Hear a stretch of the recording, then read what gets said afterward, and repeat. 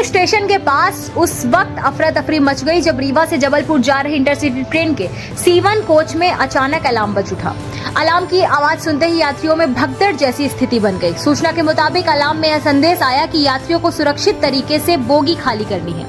घटना के बाद यात्री घबराकर अपना सामान लेकर ट्रेन से नीचे उतर गए। तुरंत ही मौके पर आरपीएफ और जीआरपी की टीम पहुंची और जांच शुरू की। लगभग 20 मिनट तक ट्रेन झुके ही स्टेशन पर खड़ी रही। प्रारंभिक जांच में सामने आया है कि किसी अज्ञात यात्री ने अलार्म सिस्टम के साथ छेड़छाड़ की थी। फिलहाल पुलिस पूरे मामले की जांच में जुटी है और आरोपी की तलाश जारी है।